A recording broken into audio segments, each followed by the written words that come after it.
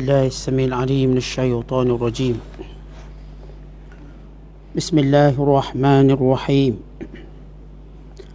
وإذ قال موسى لقومه إن الله يأمركم أن تذبحوا بقرة قالوا أتتخذنا هزوا قال أعوذ بالله أن أكون من الجاهلين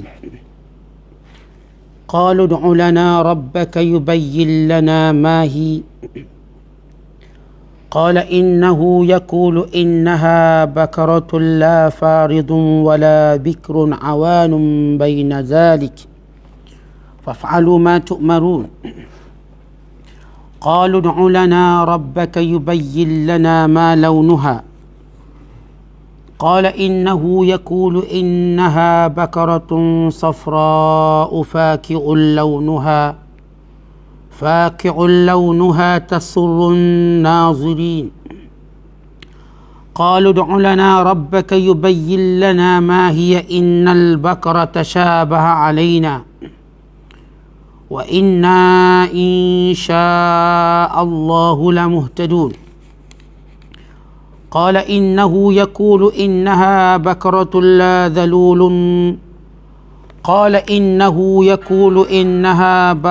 لا ذلول تثير الأرض ولا تسقي الحرث مسلمة لا شية فيها قالوا الآن جئت بالحق فذبحوها وما كادوا يفعلون وإذ قتلتم نفسا فادارأتم فيها والله مخرج ما كنتم تكتمون فقلنا اضربوه ببعضها كذلك يحيي الله الموتى ويريكم آياته لعلكم تعقلون ثم قست قلوبكم من بعد ذلك فهي كالحجارة أو أشد قسوة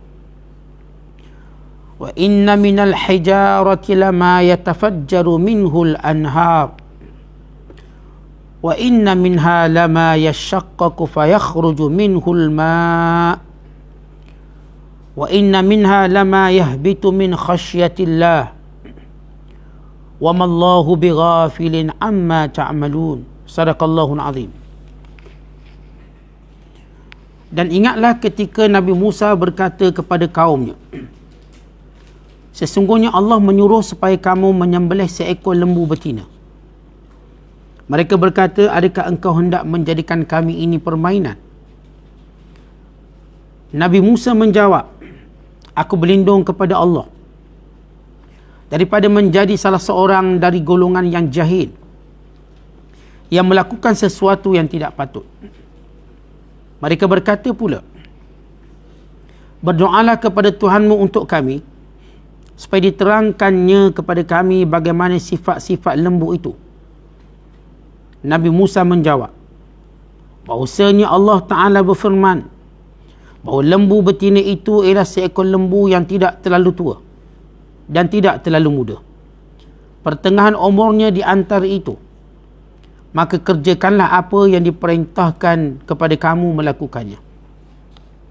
Mereka berkata lagi, mohonlah kepada Tuhanmu untuk kami supaya diterangkannya kepada kami apa warnanya. Nabi Musa menjawab, bahawasanya Allah Ta'ala berfirman, bahawa lembu betina itu ialah seekor lembu kuning tua warnanya, lagi menyukakan orang-orang yang melihatnya. Mereka berkata lagi, pohonkanlah kepada Tuhanmu untuk kami supaya diterangkannya kepada kami lembu betina yang mana satu. Kerana sesungguhnya lembu yang dikehendaki itu kesamaran kepada kami. Susah kami memilihnya. Dan kami insya-Allah akan mendapat petunjuk untuk mencari dan menyembelih lembu itu. Nabi Musa AS menjawab, bahawasanya Allah Ta'ala berfirman, sebenarnya lembu yang dikehendaki itu ialah lembu betina yang tidak pernah digunakan untuk membajak tanah, sawah bendang, dan tidak pula digunakan mengangkut air untuk menjirus tanaman. Ia juga tidak cacat dan tidak ada belang pada warnanya. Mereka berkata, sekarang barulah engkau dapat menerangkan sifat-sifatnya yang sebenar. Maka mereka pun menyembelih lembu tersebut. Dan hampir-hampir mereka tidak dapat menunaikan perintah Allah itu. Dan ingatlah, ketika kamu membunuh seorang manusia, kemudian kamu menuduh sesama sendiri tentang pembunuhannya, padahal Allah tetap melahirkan apa yang kamu sembunyikan. Maka kami, yakni Allah, berfirman, pukullah si mati dengan sebahagian anggota lembu yang kamu sembelih itu. Mereka pun memukulnya dan ia kembali hidup. Demikianlah Allah menghidupkan orang-orang yang telah mati dan memperlihatkan kepada kamu tanda-tanda kekuasaannya supaya kamu memahaminya. Kemudian sesudah itu, hati kamu juga menjadi keras seperti batu, bahkan lebih keras lagi. Padahal di antara batu-batu itu ada yang terpancar dan mengalir air sungai daripadanya. Dan ada pula di antaranya yang pecah-pecah terbelah lalu keluar mata air daripadanya. Dan ada juga di antaranya yang jatuh ke bawah kerana takut kepada Allah. Sedang Allah tidak sekali-kali lalai daripada apa yang kamu kerjakan. Masih lagi kita menafsirkan suratul Baqarah juzuk yang pertama pada ayat yang ke-67 sehinggalah ayat 74. Ayat-ayat yang kita bacakan ini menceritakan tentang kisah penyembelihan lembu. Dan ini merupakan intipati atau kisah yang dengannya dinamakan surah ini suratul Baqarah. Perkataan Baqarah artinya lembu betina, yang menjadi suatu cerita yang paling menarik di dalam Al-Quran, sehingga dinamakan ia dengan nama surah ini. Dinamakan lembu tadi dengan nama surah ini, surah Al-Baqarah.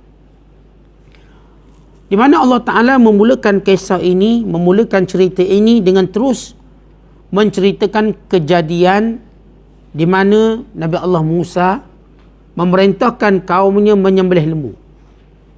Tapi kenapa Nabi Musa menyuruh menyembelih lembu? Di mana Allah Ta'ala ajar manusia cara pembawaan cerita, supaya manusia ingin tahu kenapa suruh dia sembelih lembu. Apa cerita di sebalik sembelih lembu?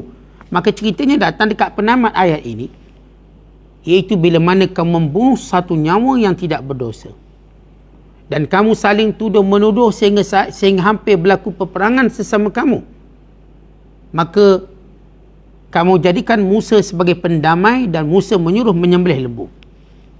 Tak dibawa dulu, natijah barulah dibawa kisahnya apa. Maka ini cara Al-Quran menarik perhatian manusia. Dan kerana itu kita lihat banyak filem-filem yang memang mulakan begitu. Dia terus mula pada klimaks sehingga tak tahu apa cerita sebenarnya daripada awal. Boleh dibawa yang awalnya, supaya manusia tertanya-tanya kenapa jadi macam ni, apa kisah sebenarnya. Begitu Al-Quran menarik pendengar, menarik hati manusia untuk mengetahui. Bila Allah berfirman, wa idh qala Musa, dan ingatlah satu kejadian, satu peristiwa, wahai Bani Israel.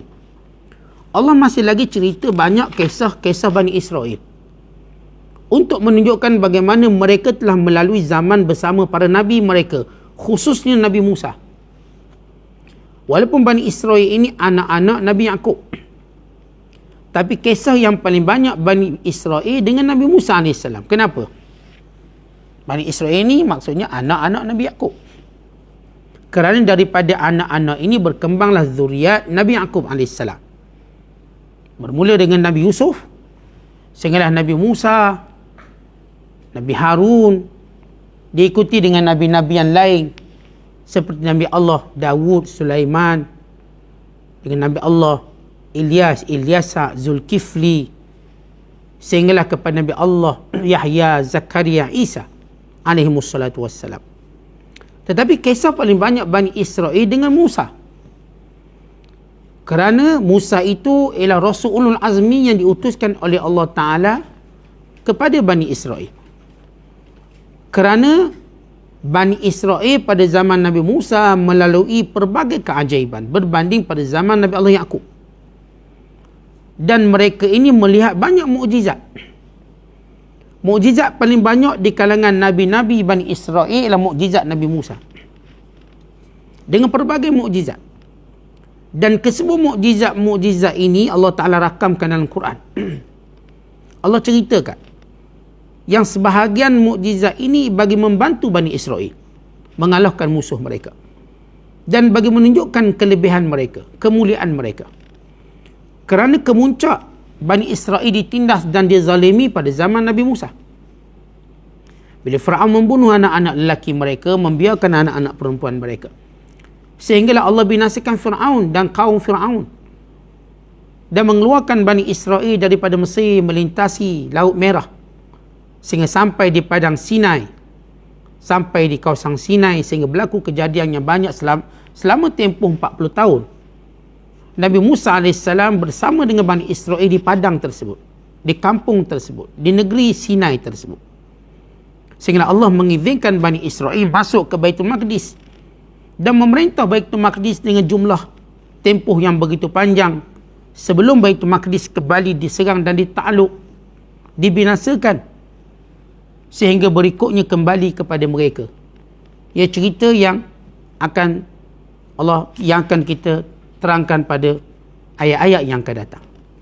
Cuma kita nak sebut hikmah kenapa Nabi Musa, walal Bani Israel ini anak-anak Yaqub AS. Kita dah sebut tadi kenapa. Kerana pada zaman Nabi Musa lah berlaku penindasan dan berlaku mukjizat yang banyak yang mereka perhati, yang mereka lihat. Dan disitulah zaman di mana Allah tunjukkan kelebihan Bani Israel. Tetapi kelebihan-kelebihan Bani Israel ini langsung tidak dimanfaatkan untuk beriman pada Allah, tetapi menjadikan mereka bangsa yang keras hati, bukan mengolok-olokkan perintah Allah, bukan seringkali ingin menukar apa yang Allah berikan pada mereka dengan apa yang mereka fikirkan. Kalau sebelum ini kita cerita bagaimana mereka telah ditukar menjadi monyet, kera, kunu kiradatan khasiin, dan menjadi babi, disebabkan mereka mengingkari perintah jangan bekerja hari Sabtu. Walhal mereka lah yang berkata tentang bahawa hari Sabtu kami tak nak kerja, maka Allah syariatkan begitu. Mereka yang letak komitmen tersebut sesudah mereka menuduh Allah Ta'ala berehat pada hari Sabtu, maka Allah mengharamkan mereka bekerja hari Sabtu. Lantaran kejahatan mulut mereka, perangai mereka dan sebagainya. Maka kali ini masih lagi cerita Bani Israel. Kali ini cerita dengan lembu. Kalau sebelum itu kita cerita kaum Bani Israel dengan patung lembu. Kemudian diikuti dengan kisah mereka memakan hidangan-hidangan langit, dengan kisah mereka telah diberi kitab Taurat dan mereka tidak mahu berpegang dengan teguh dengan kitab Taurat, lalu Allah mengancam mereka dengan gunung yang dihempap atas kepala mereka, yang akan dihempap atas kepala mereka. Akhirnya mereka akuf.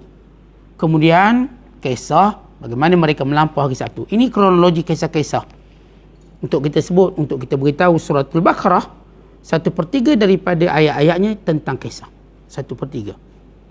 Dan ini kisah yang berikutnya. Dan ingatlah ketika mana Musa berkata kepada kaumnya ialah kaum Bani Israel, Inna Allah, sesungguhnya Allah, ya'murukum, memerintahkan kamu, antazbahu bakarah, supaya kamu menyembelih lembu. Allah Ta'ala datangkan satu perintah yang simple, yang mudah sahaja. Allah Ta'ala kata sembelih lembu. Ia perintah yang difahami oleh orang yang tak payah mengaji tinggi. Allah perintahkan kamu sembelih lembu. Kalau kita bagi perintah ini, kita cakap pergi beli lembu, maka mudah ayat dia. Abang pergi beli lembu 1 kilo. Abang pergi ke pasar, beli daging lembu 1 kilo. Susah tak nak faham ayat tu? Tak susah. Waktu mana Allah kata pergi sembelih lembu, susah tak? Tak susah. Tetapi bila mereka mendengar Nabi Musa berkata Allah perintahkan kamu menyembelih lembu, nak beritahu bagaimana Bani Israel sifat mereka berdolak dalih dengan perintah Allah. Mereka sendiri seperti cuba menunjukkan keraguan perintah Allah melalui mulut Nabi Musa. Dengan kata lain, mereka bukan sekadar, mereka sebenarnya menghina Nabi Musa dan menghina Allah Subhanahu Wa Taala dengan perintah tersebut. Maka bila disebut Allah Ta'ala supaya menyuruh kamu supaya menyembelih lembu, qalu, mereka berkata, atattakhiduna huzwa, apakah kamu nak memperli kami? Kenapa bila disebut atattakhiduna, apakah engkau ingin menjadikan kami huzwa, bahan lawak? Huzwa ni bahan lawak. Apakah kamu nak bermain-main dengan kami? Apakah kamu hendak sinis dengan kami? Ini kerana tuan-tuan sekalian, Bani Israel selepas kejadian menyembah patung anak lembu, bila Musa Samiri waktu keluar daripada negara Mesir, ketika dikejar oleh Firaun melintasi Laut Merah, Musa Samiri membawa perhiasan Firaun, diikuti dengan yang lain-lain. Lalu mereka menghimpunkan perhiasan ini, mereka membakarnya dan membentuk patung anak lembu. Lalu Musa Samiri meletakkan debu yang merupakan tapak kaki Jibril AS, tapak kaki kuda Jibril AS, diletakkan pada patung lembu, lalu lembu itu berbunyi. Lalu Musa Samiri kata, ini Tuhan kamu, sembah. Lalu mereka takjub dengan patung lembu yang keluarkan suara. Padahal tak ada apa pun yang takjubnya. Kadang-kadang tuan-tuan manusia takjub pada benda yang tak ada pun takjub. Padahal banyak lagi benda yang takjub. Yang lebih takjub bagaimana mereka melihat laut terbelah. Tidakkah mereka melihat kebesaran Allah? Tapi tengok lembu tu boleh bercakap, mereka nampak takjub lembu. Macam orang kita juga. Tengok burung tiung beri Assalamualaikum punya takjub. Terus beli 40,000, 50,000. Yang ustaz ni ceramah Assalamualaikum banyak kali ni, dia tak nampak takjub. Ceramah, didik, dia tak nampak biasa-biasa. Dia pun tidur. Ni burung tiung boleh sebut Assalamualaikum, dia punya takjub. Burung tiung boleh bercakap. Cakap apa? Assalamualaikum. Itu je dia boleh, tapi dia punya takjub. Dia nampak keli putih, takjub. Dia tengok Quran yang mukjizat, tak takjub. Tengok keli putih, pelik keli ni. Ada ong ni, ada ong. Itu kan perangai ramai manusia yang jahil. Takjub pada benda yang tak patut takjub. Kagum dengan benda yang tak patut kagum. Mereka lupa untuk kagum dengan segala kejadian alam yang Allah Ta'ala ciptakan. Mereka lupa untuk takjub dengan segala nikmat yang Allah berikan pada mereka, dan Allah ampunkan dosa mereka walau mereka buat salah banyak kali. Mereka lupa untuk takjub dengan kemurahan Allah, dengan pengampunan Allah. Itu tak nampak. Jadi bila Musa kata sembelih lembu, mereka kata, wahai Musa, nak bergurau ke apa? Sebab mereka masih sayang kepada patung anak lembu yang telah dibakar oleh Musa. Dalam diri mereka ini ada lagi jiwa penyembahan berhala. Lalu bila kata macam tu, umpama ibarat kata-kata orang Melayu kita apa? Siapa makan cili dia rasa pedas. Siapa yang makan pengat dia sendiri mau ingat. Macam tu. Artinya kalau orang tu makan lada, dia lah yang akan rasa pedas. Dia macam sini sebab dia ni dalam diri mereka ni ada masih lagi kagum dengan patung lembu dulu yang pernah mereka sembah. Seolah mereka ingat ni Musa perli ke apa? Musa tak perli. Musa cakap yang sebenar. Para Nabi tidak bergurau dengan perintah Allah. Para Nabi dia bila ditanya tentang satu perintah Allah, mereka tak akan bergurau. Mereka ni orang yang Allah pilih, tahu tempat bergurau kat mana. Bukan macam setengah-setengah orang bodoh tak tahu semua tempat bergurau. Nak sembahyang lela pun gurau lagi. Dah duduk langsung sempat lagi coket kawan sebelah, gurau lagi. Dia jenis tak tahu masa bergurau. Orang solat pun dia pergi agah juga, agah biar tahu, biar batal solat. Dia tak tahu perbuatan tu haram. Tapi orang kita kan setengah mereka kan tak tahu nak bergurau macam mana. Kena pula orang kafir, dia orang prank teruk-teruk. Sebab mereka tak ada batasan hukum halal haram dosa pahala. Kita orang Islam dia ajar bergurau pada tempatnya. Bab hukum hakam dosa pahala kita tak boleh bergurau. Nabi-Nabi alaihissalam dalam menyampaikan suatu perintah mereka tak bergurau. Tapi Bani Israel mereka boleh kata lawak lah Musa, ayat perintah ni lawak, dia kata Musa. Ya, bagaimana mereka mempersendakan Nabi. Lalu Musa kata apa? Qala a'udzubillah, aku berlindung dengan Allah. A'udzubillah an akuna minal jahilin, untuk aku menjadi orang yang jahil. Takkanlah buat hukum hakam ni aku nak bergurau. Aku tak nak jadi orang jahil. Sebab itu tuan-tuan kita sama-sama kita pun hati-hati dalam bergurau. Jangan silap bergurau. Jangan sampai menghalalkan yang haram. Dan sebaliknya. Kan dalam Islam ada benda kita memang tak boleh bergurau. Antaranya cerai atau talak, bak rujuk, kahwin. Thalathun jidduhunna jiddun wa hazluhunna jiddun, at-talaq wan nikah wa raj'ah. Ada 3 perkara, kalau kamu bersungguh hukumnya bersungguh, kalau kamu bergurau hukumnya tetap bersungguh. Talak, cerai, jangan main-main cerai. Walau nak bergurau dengan bini, jatuh talak. Kahwin pun sama. Jangan bergurau kahwin ni. Cukup walinya, wali akad nikah ada saksi, maka sah. Dan demikian juga rujuk. Rujuk pun tak boleh bergurau. Bila suami menyebut rujuk, maka dia anggap rujuk. Masuk mahkamah, tak masuk mahkamah itu nombor 2. Tapi jadi rujuk. Maka ini persoalan sebahagian. Bukan 3 tu dia tuan-tuan, sebahagian. Sebab ini menjadi dalil mempermainkan agama, hukumnya boleh membawa kepada murtad. Haram mempermainkan agama, mempersendakan agama. Sebab tu kita tuan-tuan, even dalam belakang pun tak boleh persendakan agama, persendakan ibadat solat, persendakan mengaji Quran dan lain-lain ibadat. Orang kafir ya, kerana mereka memang dibina diri mereka dengan cara bergurau. Lalu mereka mainkan semua benda. Mereka mainkan Nabi-Nabi itu sendiri. Kita tak. Allah Ta'ala ingatkan kita, Kul abillah wa ayatihi kuntum tastahzi'un la ta'taziru qad kafartum ba'da imanikum. Katakan, apakah dengan perintah Allah? Apakah dengan Allah dan perintah Allah kamu hendak bergurau senda? Tidak perlu kamu meminta maaf, kamu sudah kafir sesudah Islam kamu. Allah menempelak dengan keras. La ta'taziru, jangan nak beri alasan lah.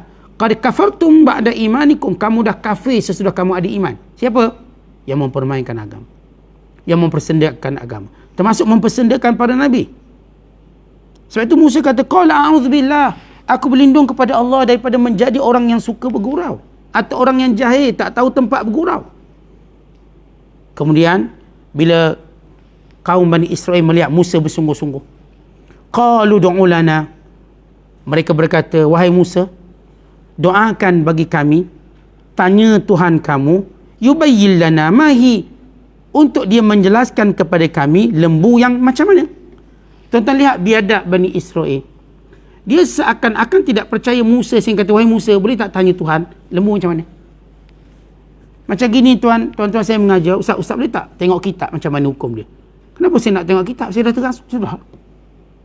Tak, dia macam tak percaya. Saya cakap dia nak suruh Ustaz buka kitab, boleh Ustaz tanya kitab? Tak perlu. Maka sama juga Musa, sepatutnya yang berlaku kepada orang beriman. Bila Nabi SAW memerintahkan satu perkara, orang beriman tak ada kata, wahai Muhammad, wahai Rasulullah, boleh tak tanya Allah macam mana? Tidak. Nabi kata macam tu, macam tu. Qalu sami'na wa ata'na. Dan orang beriman berkata, kami dengar dan kami patuh. Ini orang beriman. Tidak pernah orang beriman berkata pada Nabi SAW, wahai Muhammad, wahai Rasulullah, tolong tanya Tuhan macam mana. Tidak pernah. Apa yang Nabi beritahu, itulah yang orang beriman pegang. Kerana mereka tahu para Nabi atau Nabi Muhammad SAW tak akan cakap melainkan apa yang Allah beritahu. Wa ma yantiqu anil hawa in huwa illa wahyun yuha. Dia tidak bercakap dengan hawa nafsunya, bahkan wahyu yang diwahyukan. Sama juga Musa. Musa ni Nabi dan Rasul. Semua para Nabi dan Rasul, mereka tak bercakap ikut cita rasa mereka, ikut hawa nafsu mereka, jauh sekali untuk bergurau senda. Ia hukum. Tapi kaumnya boleh kata, boleh tak tanya Tuhan kamu? Seolah-olah Musa ni bukan ada di hadapan mereka. Boleh tak tanya Tuhan, lembu macam mana? Asalnya perintah Allah suruh sembelih lembu. Kalau mereka cari lembu mana-mana pun boleh. Perintah Allah datang ringan. Tapi kerana ingin mempersendakan, kerana ingin berdolak dalih, kerana ingin menangguhkan perintah Allah, maka didapati perintah Allah itu makin sukar. Asalnya tuan-tuan, perintah Allah ini kalau kita terima dengan jiwa terbuka, dada yang lapang, semuanya senang. Tapi mula mempersoalkan, mula menangguh-nangguh, mula rasa macam sepatutnya begini bukan begitu, maka Allah jadikan kesukaran dalam jiwa kita. Walau agama tidak susah. Inna ad-dina yusrun wala yushadad dina ahadun illa ghalabah. Agama itu senang. Tidak ada yang melihat agama itu susah melainkan dia akan kalah. Asal Bani Israel perintah mudah, sembelih lembu. Lalu mereka kata, boleh tak tanya Tuhan kamu? Yubayyin lana, terangkan pada kami, mahi, lembu macam mana? Maka Nabi Musa berkata, qala innahu. Musa berkata, sesungguhnya Tuhanku berfirman, innaha bakaratun, sesungguhnya dia lembu, la faridun, tidaklah tua sangat, wala bikrun, taklah muda sangat, awanun, sederhana, baina dhalika, antara muda dan tua. Kan jadi susah. Kalau suruh cari lembu tua kan senang, lembu muda kan senang. Suruh cari lembu tengah-tengah ni susah. Bila buat tengah memang susah lah. Kita nak cari orang tua senang tak? Senang orang tua. Tengok pegang tongkat tua dah tu. Tengok dia pegang lutut, tua dah tu. Nak cari orang muda pun senang. Tengok jenis berlari tu, orang muda lah tu, anak-anak. Nak cari tengah-tengah ni. Mana agak-agak umur 20-an ni? Kita kan cepat cam nak tahu orang umur 50, 60. Atau nak tahu orang umur belas-belasan, tapi nak cari orang umur 20-an ni. Jangan silap teka. Tengok ni macam 27. Ji, Ajah 27 ke?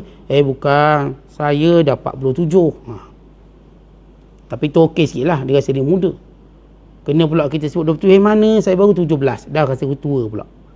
Nak cari awanun sederhana, menjadi sukar untuk dicek lembu yang umur sederhana. Awanun baina dhalik. Kerana lembu kecil mudah dilihat kecil. Lembu tua juga mudah dilihat. Lembu yang sedang-sedangnya agak sukar. Pertama, perintah sembelih lembu. Dah banyak soal jawab. Songai banyak. Cari lembu yang umurnya sederhana. Faf'alu ma tu'marun. Dah, jangan tanya lagi, buat apa yang diperintahkan. Qalu, mereka berkata, ud'u lana, boleh tak terang lagi? Ya, mereka pergi pada soalan yang ketiga. Boleh tak terangkan lagi, minta tanya Tuhan kamu, yubayyin lana, biar Allah terangkan pada kami, ma launuha, warna apa warna? Tanya warna. Kalau kita suruh suami kita, bang pergi belikan kembung, dia belikan kembung senang. Kau tanya, bang, kalau ditanya balik bini, yang kembung tu warna apa? Susah. Atau kembung tu yang nak besar mana? Kecil ni ke, besar ni ke? Kan susah. Kalau dia pergi beli kan senang, kembung belaka. Bila kita mula tanya banyak kan jadi susah. Daripada lembu, kemudian tanya umur lembu, kemudian tanya warna lembu. Semakin kita minta spesifik, semakin susah. Spesifik ni susah. Qala innahu, Musa berkata, sesungguhnya lembu, Tuhanku berfirman, yaqulu innaha, lembu itu ialah baqaratun safra, lembu yang kuning, safra, kuning. Bukan kuning biasa, faqi'un. Apa maksud faqi'un? Kuning siang. Kuning siang. Bahasa lama saya tu. Baru keluar dari gua. Bahasa baru balik dari Terengganu. Kuning siang. Kuning-kuning sungguh. Kuning yang faqi'un, yang begitu terang jelas. Kata Ka'ab bin Ahbar, Ka'ab al-Ahbar, kuning itu ialah seperti matahari, seperti cahaya matahari. Kuning dia. Dilihat lembu tadi seperti matahari yang baru keluar. Kuning kekuningan tadi. Faqi'un, kuning betul-betul kuning. Safra, kuning. Faqi'un, yang jelas. Fatih, jelas. Launuha. Setengah ulama menyatakan, kuningnya sampai tanduk kuning, kuku dia pun kuning. Payah lembu ni. Lembu ni bukan kulit je kuning. Tanduknya juga kuning. Kukunya juga kuning. Dah jadi susah nak cari lembu kuning. Serba kuning. Bukan lembu kena penyakit kuning. Lembu ni memang lawak kuning. Bila Allah menyebut kuning ini, Allah sebut tasurrun nazirin. Tasurru, mengembirakan. An-nazirin, orang yang melihatnya. Berdasarkan ayat ni tuan-tuan, Sayyidina Ali radhiyallahu ta'ala anhu berkata, siapa nak pakai kasut, dia kena pakai kasut kuning. Sebab apa? Bila tengok seronok. Tuan-tuan cubalah beli kasut kuning, seronok tak? Sebab kalau pakai kasut hitam ni, dia jadi macam duka cita, dia kata. Setengah ulama kata kalau pakai kasut hitam nampak macam kusam, sedih. Cuba test pakai slipper kuning atau pakai kasut kuning, dia akan jadi mood kita bagus. Sebahagian warna kuning mood bagus, sebab tu dia orang buat Lamborghini, tuan-tuan. Lamborghini warna kuning. Kerana kuning kita nampak macam cantik, menarik. Tak tahu Lamborghini pelambangnya apa? Macam lembu juga. Kita ada Ferrari, kita ada Lamborghini. Warnanya kuning dibuat menarik. Orang pun nak beli. Sini Lamborghini urus. Orang nak beli. Cantik. Sehingga kata Sayyidina Ali radhiyallahu ta'ala, pakaikan kasut kuning, kamu akan rasa gembira. Ya, memang secara umumnya, warna ni dia boleh jadi motivasi. Warna-warna boleh jadi motivasi, boleh jadi sejuk mata memandang, boleh menjadikan wujud kenangan. Warna ni boleh jadikan kita seronok, kita gembira. Warna. Allah tak jadikan warna ni sia-sia. Dia mesti ada sebab-sebab tertentu yang menjadikan warna. Sebab itu Islam tidak menyokong orang menjadikan warna hitam sebagai warna berkabung. Bila sedih pakai warna hitam. Bukan begitu. Hitam bukan warna bergabung dalam Islam. Yang dijadikan oleh orang kafir hitam sebagai untuk proses mereka pergabungan dan tempoh tertentu. Islam tak ada istilah itu. Tetapi diperlihatkan keadaan cepat gembira orang beriman. Mereka cepat gembira. Ada pun perempuan pakai hitam supaya tidak menarik perhatian lelaki melihatnya. Jangan menarik perhatian lelaki kerana ia boleh membawa kepada bahaya yang besar. Baik, kembali kepada kuning kita ini. Allah Ta'ala sebut, tasurun nazirin, seronok orang yang memandangnya. Qalu du'u lana. Lepas ada beritahu kuning, dah susah ni tuan, dah susah. Nak cari tanduk kuning, Masya Allah. Kaki kuning, Masya Allah, susah. Lalu mereka tanya lagi, dah tahu susah. Qalu du'u lana, wahai Musa, minta, tanyakan Tuhan kamu, yubayyin lana, terangkan pada kami, mahia, apa lagi sifat lain bagi lembu tadi? Innal baqara tasyabah alaina. Lembu-lembu yang disebut-sebut tadi, innal baqar. Tak lagi disebut innal baqarata, innal baqar. Lembu-lembu yang disebut tadi, tasyabah alaina. Kami rasa macam belum jelas lagi tu. Tasyabah alaina. Belum jelas. Kadang lembu-lembu ni kami rasa macam banyak. Walhal, Musa AS dah sebut satu lembu yang tak mungkin mereka jumpa dengan mudah. Tapi mereka nak lagi satu sifat. Bertanya lagi.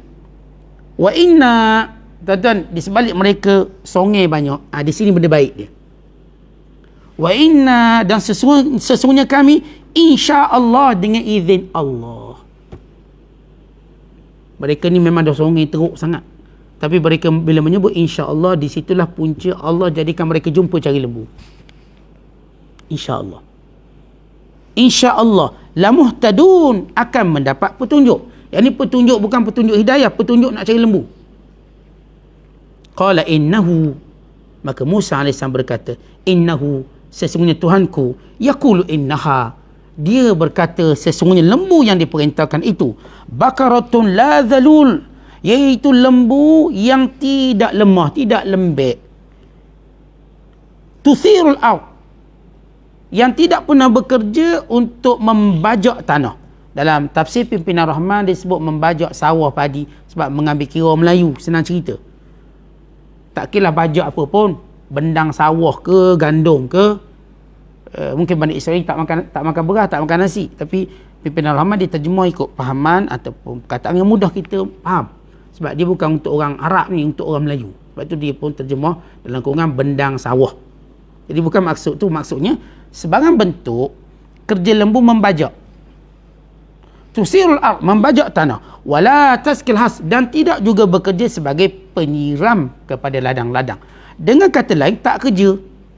Lembu tak kerja, lembu yang memang dijaga, yang memang disayangi. Musallamatun, tiada kecacatan.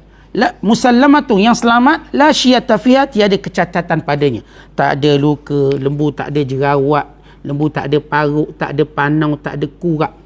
Lembu yang tak ada bintik-bintik yang tunjuk bintik gatal, ici, tak ada semua benda tu. Amat sempurna lembu ni tuan-tuan. Tak pernah buat kerja. Lembunya sihat. Lembunya tak ada cacat. Kuning. Dan lembu inilah lembu yang tidak mudah untuk mereka perolehi. Qalu, mereka berkata. Siapa kata ni? Yang tanya tadilah. Al-an, sekarang. Ji'ta bil haq. Baru kami percaya. Ji'ta bil haq. Tuan-tuan dah susah macam tu baru percaya. Padahal kalau mereka percaya dari awal, senang je lembu tu. Murah je seekor lembu. Tanya Haji Zaidi, 4,000 je seekor lembu tu. Tapi dah jadi macam gini, dah tak boleh tanya penjual lembu tu. Kena tanya yang memang special, orang yang simpan benda ni. Lembu yang pasti yang disimpan, bukan berada di ladang. Ni jenis lembu tidur dengan tuang dia. Bukan lembu yang duduk kat sawah, bukan lembu duduk kat ladang, bukan. Sebab dia special. Dia mesti tidur dengan tuang dia. Makan nasi dengan tuang dia. Duduk dalam rumah. Ya, begitu sifat lembu ni. Luar biasa. Kena sifat tadi. Fazabahuha. Akhirnya mereka dapat menyembelihnya. Wa ma kadu. Dan hampirlah mereka yaf'alun. Tak boleh buat. Kadu. Wa ma. Penafian. Hampirlah mereka. Kadu. Hampir-hampir dah. Yaf'alun, tak boleh buat. Kerana bila mereka cari lembu ni tuan-tuan, tak jumpa. Melainkan ada kepada seorang anak yatim. Yang memang ayahnya meninggalkan lembu dia daripada kecil supaya dijaga. Menjadi hiburannya. Maka lembu ni memang tak pernah kerja. Lalu mereka cari jumpa anak yatim. Anak yatim ni tuan-tuan, dia ada seorang ibu. Yang mati ayah dia. Dan dia amat berbakti pada mak dia. Sayang sangat ke mak dia. Jaga mak dia. Dan ini bukti bahawa orang jaga mak jadi kaya. Siapa jaga mak ni jadi kaya. Pelihara mak. Berbakti pada mak. Taat pada mak. Maka bila mereka cari-cari, cuma ada pada seorang anak yatim yang punya seorang ibu yang dia amat taat dan patuh pada mak dia. Lalu pun mereka kata, kami nak beli lembu. Kata budak ni, kami tak jual. Mereka desak mak dia, jual lah makcik. Ini penting ni. Nabi Musa suruh kami sembelih lembu untuk sekian. Budak ni budak baik. Tapi dia bagi syarat boleh. Harga lembu ini ialah sebanyak harga wang emas yang kamu letakkan di dalam karung kulit lembu ini. Maknanya nanti kamu sembelih lembu, lepas tu kulit dia tu kamu lapar elok-elok, buat macam dompet, letak sebanyak-banyak dinar emas sampai penuh, barulah ia dijual. Consider jual. Nak tak harga tu? Akhirnya mereka terpaksa setuju. Setengah kitab tafsir menyatakan bila mereka memasukkan jadi besar pula dia punya kulit tu. Jadi banyak. Sampai 10 kali ganda. Padahal tuan-tuan, kalau kita ambil kulit lembu tu, kita tak duit kita yang harga RM50, ingat. Jadi juta lah tu. Ini kan kepingan emas. Letak. Jadi budak ni pun jadi kaya. Allah nak jadikan sebab jumpa lembu tadi untuk cukupkan keperluan, kayakan budak ini kerana dia berbakti pada mak dia. Sebab tu tuan-tuan, rugi orang ada mak tak berbakti. Cari kaya ujung sana ujung sini, lupa kekayaan tu pada mak dia. Ibu kekayaan tu ada dengan mak dia, dengan ayah dia. Tapi duk cari jauh-jauh sampai tinggal mak, tak nak jenguk mak, tak nak tanya khabar mak. Sebab apa? Kawan nak naik pangkat ni. Nanti jatuh dah tu. Nak kaya, nak berjaya dunia, mak tu kena jaga, ayah tu kena jaga. Ini cerita budak ni. Baik, kita tinggalkan cerita budak ni, nak tengok ni Bani Israel. Apa cerita? Dah selesai sembelih lembu. Barulah Allah cerita sebab sembelih lembu. Wa iz qataltum nafsa, dan ketika mana kamu yang membunuh satu nyawa yang tak berdosa. Fadara'tum fiha, kamu pakat tuduh menuduh siapa yang membunuhnya. Kamu tuduh menuduh dan sembunyi menyembunyikan siapakah pembunuh sebenar. Setengah kitab tafsir menyatakan bahawa orang yang dibunuh ini bernama Amil. Amil seorang kaya raya hartawan. Dia ni tak ada anak, pun tak ada isteri. Maka yang cuma ada ialah anak saudaranya. Setengah riwayat menyebut sepupu dia. Kerana nak cepat mewarisi harta pusaka, tengok pakcik ni tak mati-mati. Barangkali bela hantu raya kot tak mati-mati. Itu bahasa orang kita lah tu. Tak mati bela hantu raya. Saya pun nak bela hantu raya biar lambat mati. Artinya tuan-tuan, cepat mati kita ni tak ada kaitan dengan bela hantu raya. Kaitannya tak sampai ajal. Kalau macam tu senang tuan-tuan, kita lomba kereta bawa laju-laju, letak hantu raya sebelah, tak mati kita. Maka ini kita katakan mitos orang kita. Dia susah mati, payah mati sampai masa dia mati. Jadi ceritanya tuan-tuan sekalian, mereka membunuh seorang kaya untuk dapat harta pusaka cepat. Lalu mayat tadi diletak di kampung lain, lalu mereka pakat tuduh orang kampung tu. Hampir jadi peperangan. Letak mayat tengah jalan, lalu mereka pura-pura menangis. Kononnya keluarga, salah seorang keluarga kami mati, namanya Amil, si kaya tadi. Lalu mereka duduk bergaduh, orang ni lah yang bunuhnya. Tengah mereka bergaduh, ada orang alim di kalangan mereka berkata, yang kamu gaduh-gaduh ni kenapa? Bukankah di sisi kita Nabi? Kita ada Nabi Allah Musa, dia masih hidup, kenapa tak tanya dia? Nak beritahu Bani Israel ni tuan-tuan, waktu mereka ini berselisih, mereka tak fikir nak rujuk pada Nabi. Kita tuan-tuan jangan ikut perangai Bani Israel, waktu bergaduh tak nak rujuk pada ulama'-ulama'. Bila kita bergaduh, kita kan ada ulama'-ulama' yang tahu hukum hakam, dosa pahala. Kita duduk bergaduh sama kita dengan netizen dalam tu. Tanyalah para alim ulama'. Mereka dah beritahu. Kita bergaduh tentang vaksin, dah ulama' kan dah jawab, dah beritahu dalil, habis masalah. Kita bergaduh isu tu, isu ni, sama-sama kita gaduh teori itulah ini. Tuan-tuan, kita kan ada ulama', kita kan ada orang-orang alim. Biarlah mereka menanggung beban tadi. Kalau mereka berhukum salah, mereka akan tanggung beban. Kita ikut je lah, kita orang bawah. Jangan jadi macam Bani Israel, komen sendiri. Akhirnya seorang yang bijak kata, Nabi Musa masih hidup, kenapa tak tanya dia? Maka bila mana mereka datang jumpa Nabi Musa, Musa kata, Allah perintahkan sembelih lembu. Itulah cerita. Tapi lihat cerita ni, Allah mulakan dengan kisah sembelih lembu dulu, baru cerita kenapa sembelih lembu. Mereka membunuh seorang kaya untuk mendapat harta pusaka. Kemudian, wallahu mukhrijum ma kuntum taktumun, Allah akan keluarkan apa yang kamu sembunyikan.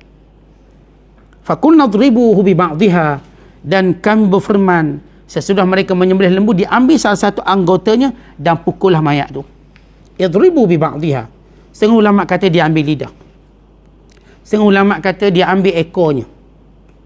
Setengah ulama kata dia ambil mana-mana anggota badan lembu, lalu dia pun pukul pada mayat tersebut dan mayat tadi hidup. Kadzalik, demikian. Kuasa yang menghidupkan itu bukanlah lembu tu, tetapi Allah. Kadzalika yuhyillah, Allah yang menghidupkan al-mauta, setiap yang mati, wa yurikum ayatihi, dan memperlihatkan kepada kamu akan tanda-tanda kebesarannya, la'allakum ta'qilun, supaya kamu berakal. Akal sudut mana? Bahawa apa pun perbuatan kamu akan dihisap oleh Allah. Kalau sekiranya kamu dah tengok kejadian hidup balik ni, orang ni hidup balik untuk beritahu siapa pembunuh, kelak nanti kamu semua juga akan hidup balik di padang mahsyar kelak untuk ditanya apa kamu buat. Apa yang kamu lakukan sepanjang hidup kamu, sepanjang Allah amanahkan kamu dengan usia, sepanjang Allah amanahkan kamu dengan harta benda, sepanjang Allah amanahkan kamu dengan keluarga kamu, sepanjang Allah amanahkan kamu dengan ilmu kamu dan segala benda yang Allah berikan pada kamu, kamu akan jawab. Si mati tadi jawab siapa bunuh dia. Kan dia diperintahkan untuk cuma jawab yang tu. Maka dituding jari kepada waris dia, sepupu dia yang patut mewarisi harta pusaka. Maka Nabi Musa AS yang perintah Allah mengharamkan pembunuh daripada mewarisi harta pusaka. Sebab itu disebut dalam hadis, la yarisul qatil, orang yang membunuh tidak boleh mewarisi harta pusaka. Ia syariat dulu dan sampai sekarang. Siapa pun yang membunuh orang yang dia berhak dapat harta pusaka, automatik dia tak akan dapat harta pusaka. Automatik. Dan inilah kejadian kisah lembu, yang mana kisahnya masih lagi berbaki pada ayat yang 73, pada ayat yang ke-74 yang kita akan sambung pada malam esok insya-Allah taala. Cuma kisahnya jelas bagaimana kaum Bani Israel yang mula kita katakan bila diperintahkan satu perintah, lihat mereka menangguhkan, lihat mereka mempersoalkan, lihat mereka memperkecilkan, lihat bagaimana sifat mereka. Tetapi kita orang beriman, bila diberi perintah Allah, apa kata kita? Qalu sami'na wa ata'na ghufranaka rabbana wa ilaikal masir.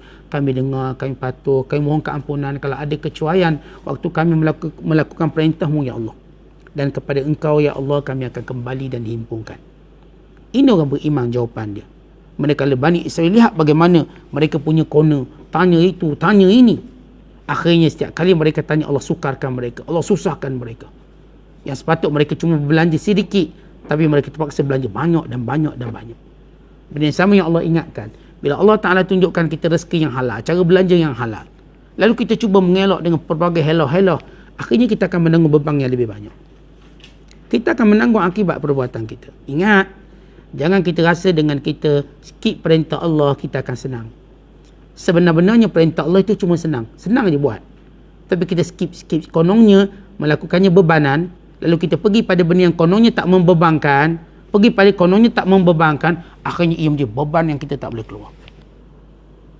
Bila Islam haramkan riba, kita kata riba baguslah Ustaz, kita orang boleh pinjam mudah-mudah riba. Nak Islamik ni susah. Dia cuba skip, lama-lama lihat bagaimana ia menjadi bebanan yang besar pada dia. Itu ingat, asasnya tuan-tuan, perintah Allah ni senang, mudah. Dan bila kita melakukan apa yang Allah perintah, Allah tolong kita, Allah tak biarkan kita bersendirian. Tetapi bila mana kita skip, kita cuba lari daripada perintah Allah, Allah datangkan akibat yang lebih berat sehingga kita tidak mampu melakukannya. Maka ini pengajaran besar dalam kisah Bani Israel, kisah lembu. InsyaAllah kita akan cerita lagi sedikit baki daripada kisah ini pada penafsiran malam esok insya-Allah taala. Assalamualaikum warahmatullahi wabarakatuh.